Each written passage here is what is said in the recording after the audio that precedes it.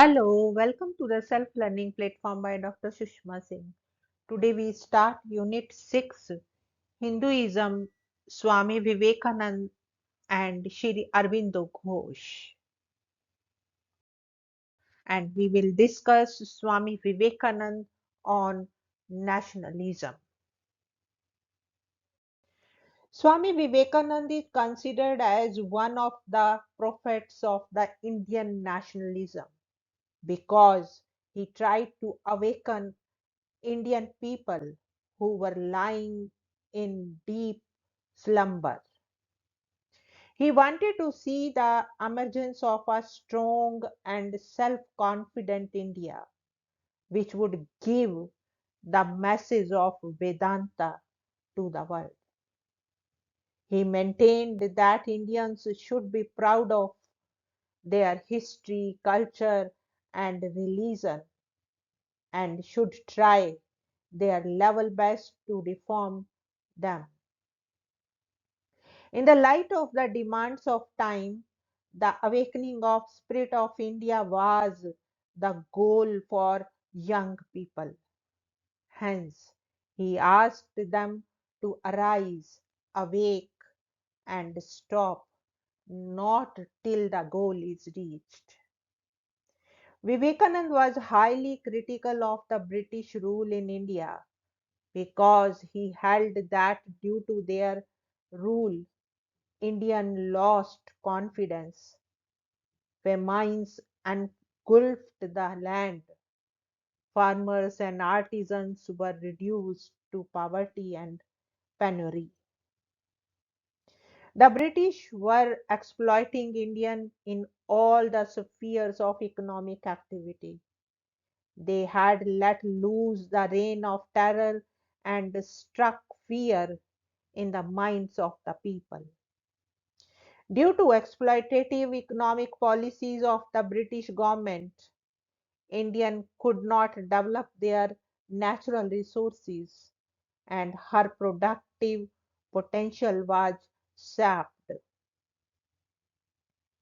It was imperative that Indians should know the evil effects of the British rule in India.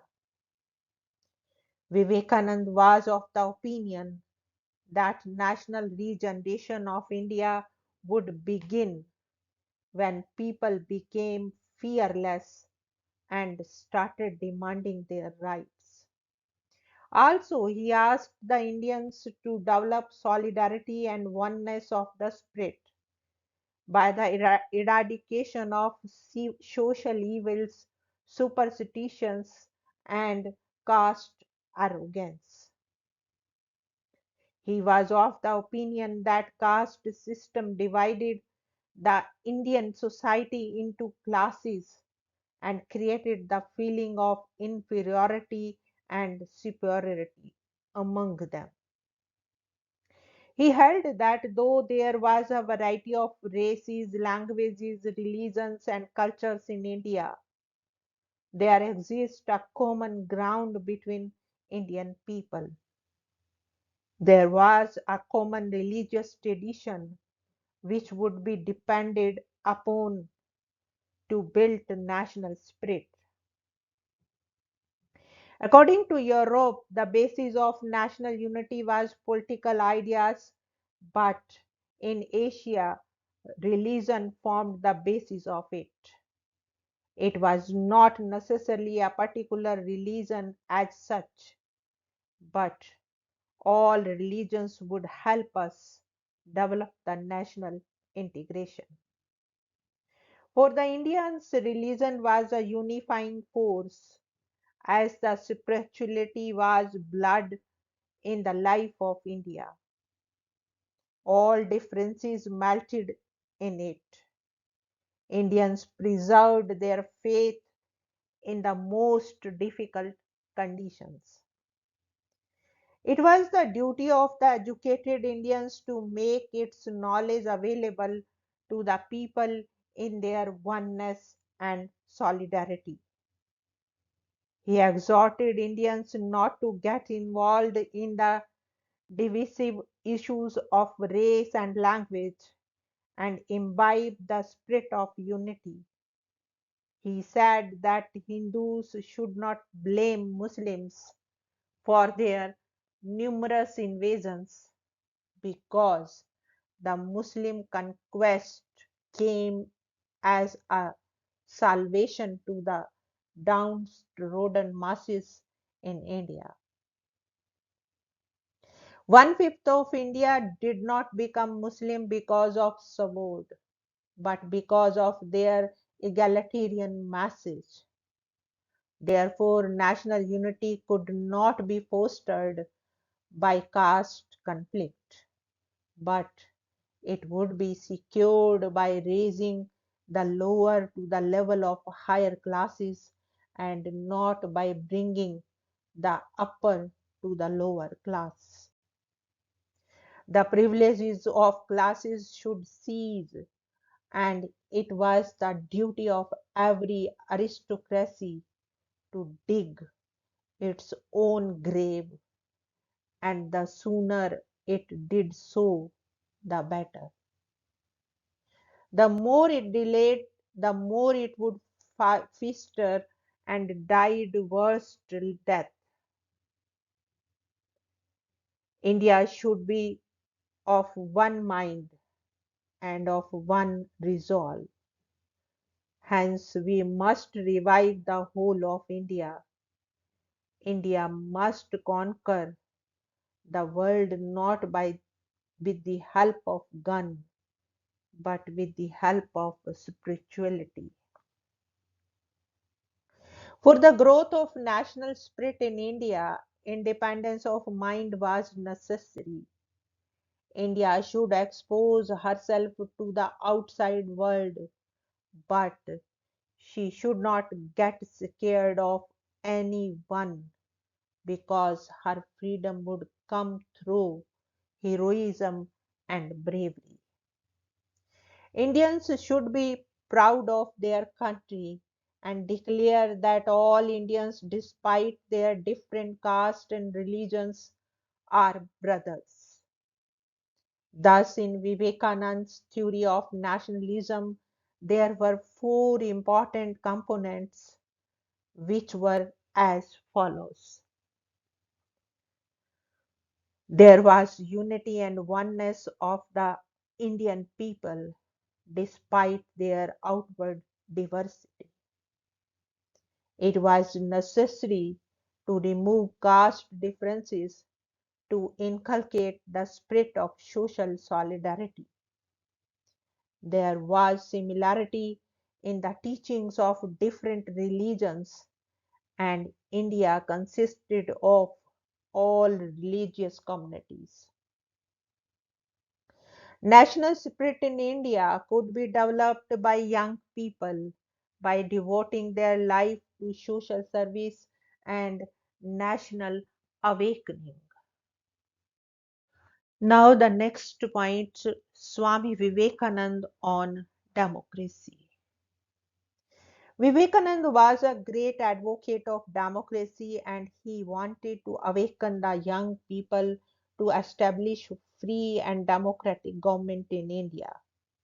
For him, the principle of liberty was important because he held that there could not be growth in society as well as that of an individual without liberty. He said that everyone should have liberty of thought, discussion, food, marriage, and dress. He wanted to democratize the Indian society by abolishing caste privileges, by opposing cunning of priestcraft and social tyranny. Vivekananda was a supporter of equality of all men and pleaded for the abolition of caste and class privileges. He thought that the spirit of equality in India could be inculcated through the spread of knowledge and education. Caste system was a hindrance to the development of India into a strong nation. He held that in democracy power rested with the people. He was of the view that for the democratization of the country, the Western thinkers tried to perfect the political and social order, but the Eastern thinkers laid more stress on perfection of individual.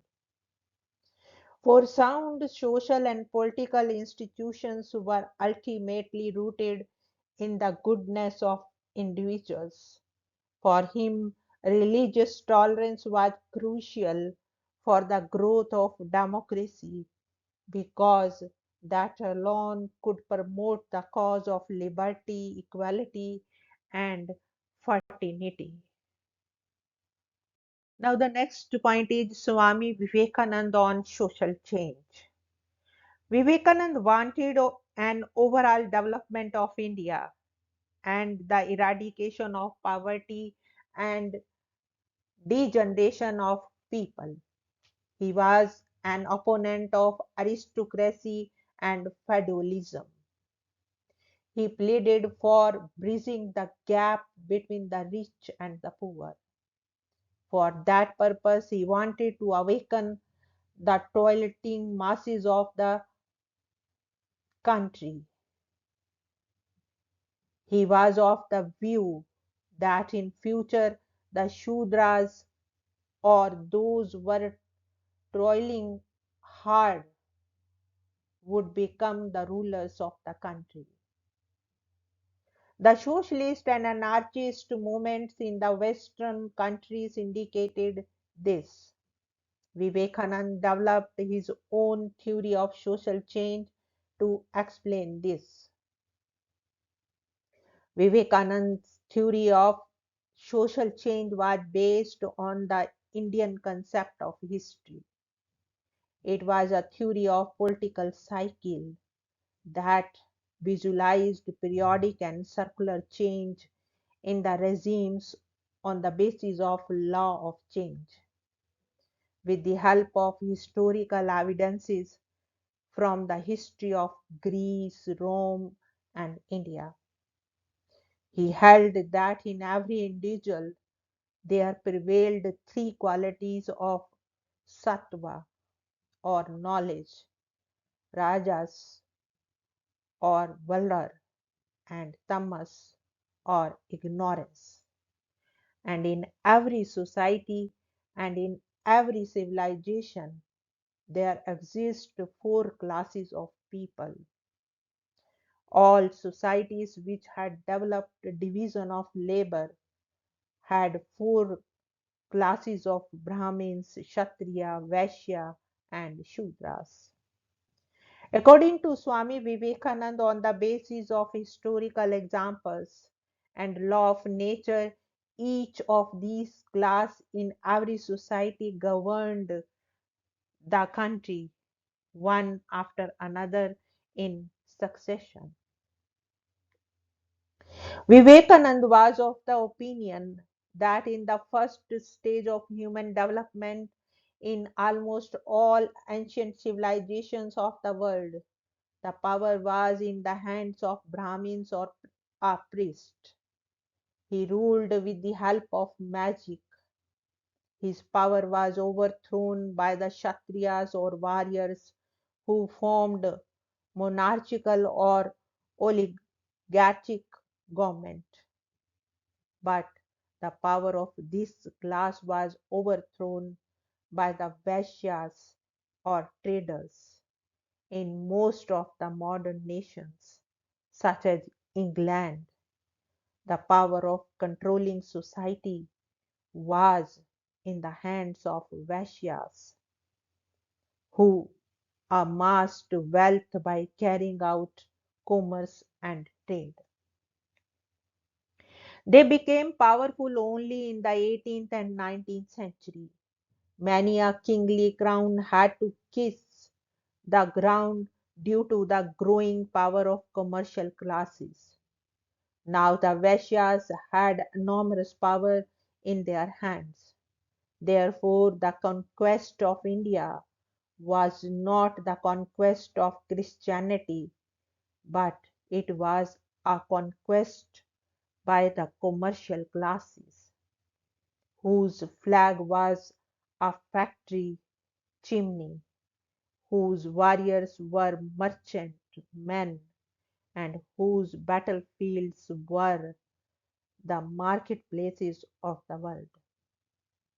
It was the opinion of Vivekananda that the power of the Vaishyas would be overthrown by the Shudras. According to Vivekananda, as per the law of nature, wherever there was an awakening of new and stronger life, there it tried to conquer and take the place of the old and the decaying. Nature favored the dying of the unfit and the survival of the fittest. The power of the Kshatriya was brought down because of its dictatorship.